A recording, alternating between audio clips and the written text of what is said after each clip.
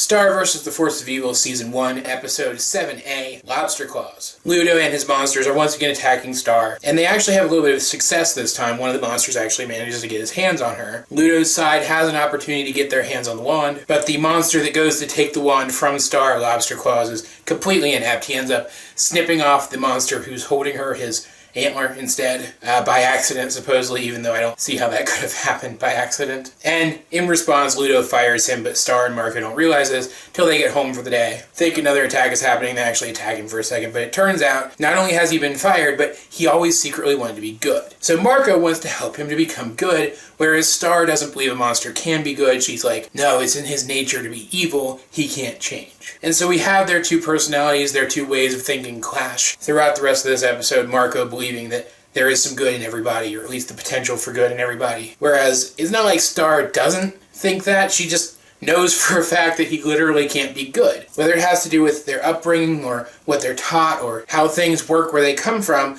monsters don't have the capacity to interact with people in a good way. Lobster Claws goes around trying to eat cats and children and destroying city blocks. So Star tries to get him his job back with Ludo, at which point he actually does steal her wand to give to Ludo, and we get to see what I thought was the coolest part of the entire episode. At least visually speaking. We get to see the wand transform in the hands of this monster, and then the monster starts to transform in response to holding the wand, but there is actually some good in him. So he is able to resist that dark side of himself long enough for Marco to get the wand back from him. Ludo is so impressed that he managed to get his hands on the wand that he ends up taking him back, and now we know that this monster exists who isn't necessarily a bad guy. I really like this. I like seeing the clash between Marco and Star's personalities. I liked seeing Marco be so optimistic about someone who is his enemy. He is literally his enemy. I liked seeing him, regardless of that, so optimistic that he could help this person be better. And I loved getting to see the wand respond like that. I felt like they were setting something up there, and I'm really looking forward to see